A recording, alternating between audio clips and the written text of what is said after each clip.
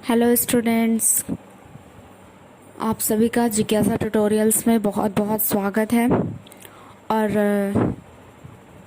आप लोग कैसे हैं और आप लोग की पढ़ाई कैसी चल रही है, प्लीज़ मुझे कमेंट करके ज़रूर बताइए।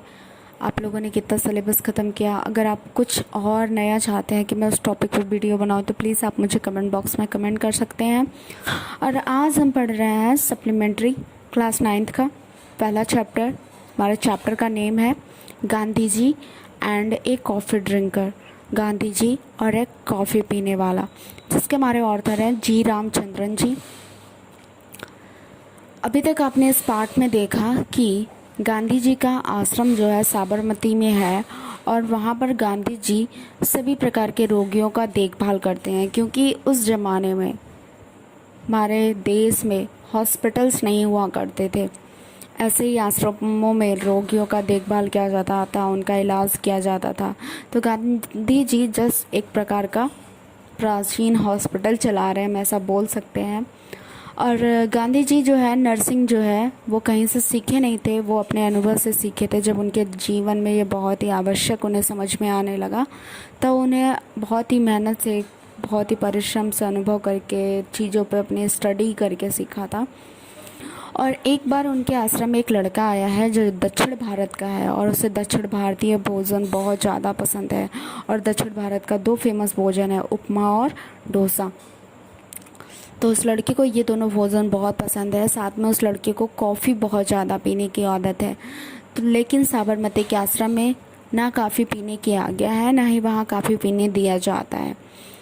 लड़का स्वयं को आश्रम के भोजन का आदती बनाने का बहुत प्रयास करता है, लेकिन अब असफल हो जाता है, क्योंकि आश्रम में बहुत ही सादा भोजन दिया जाता है विदाउट नमक तेल।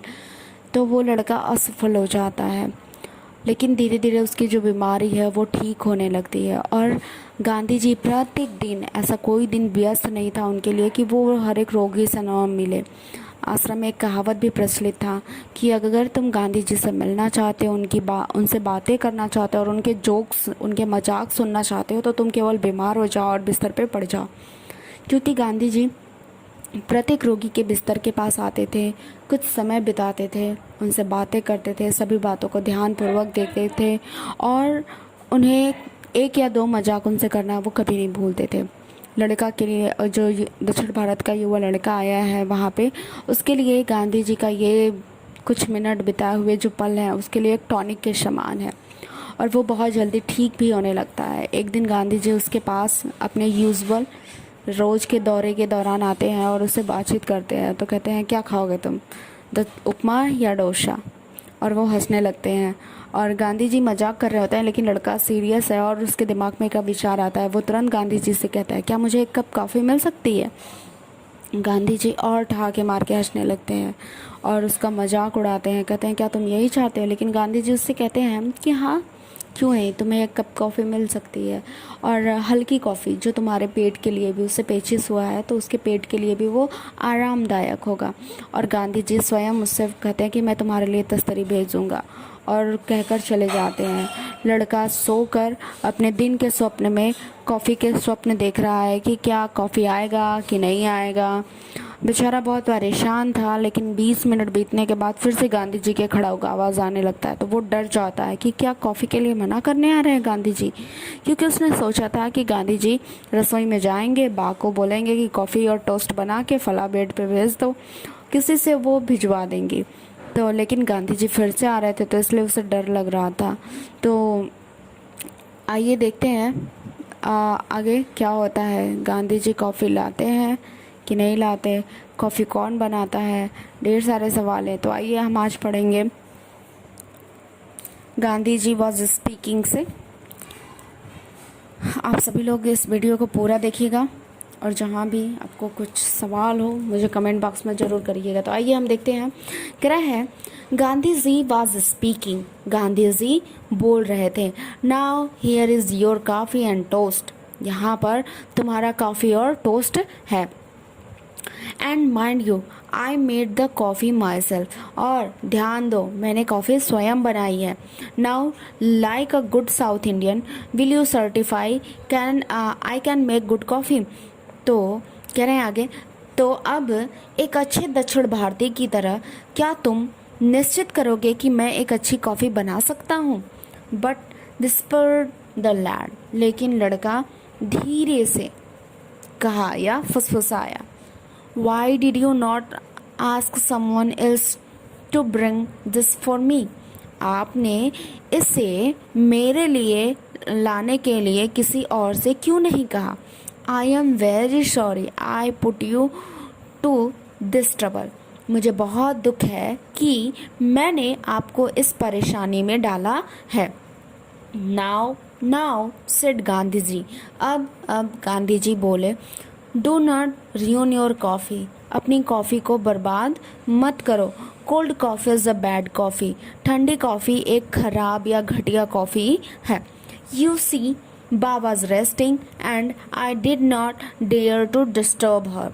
तुम जानते हो कि बा आराम कर रही थी और उन्हें परेशान करने का हिम्मत मेरे में नहीं था। And then he said suddenly, और तब वह अचानक कहे, well I shall leave you now. ठीक है, अब मैं चलता हूँ। Someone will come for the tray. कोई आएगा और तस्तरी ले जाएगा। With that off he went. इसके साथ वह चले गए। आइए आगे देखते हैं। कह रहा है, the coffee was light but excellent. Coffee हल्की थी लेकिन बहुत अच्छी थी।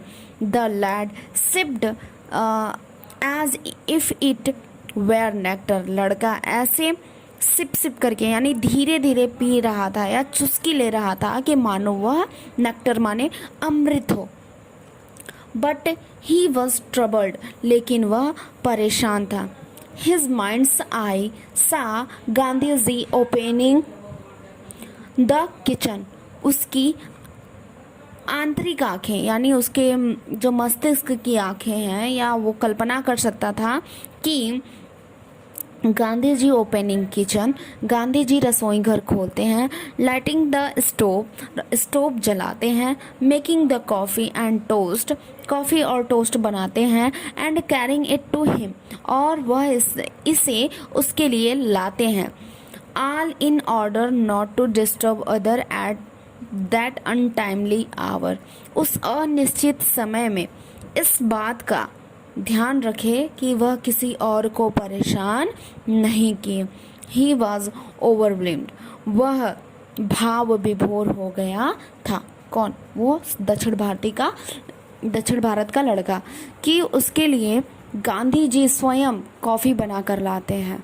तो वाकई लड़का बहुत जल्दी ठीक हो गया था। आपको ये पाठ कैसा लगा प्लीज़ कमेंट करके बताइएगा, और प्लीज़ इस वीडियो को पूरा देखिए और अपने फ्रेंड्स को ज़रूर शेयर करिए। Thank you so much for watching this video.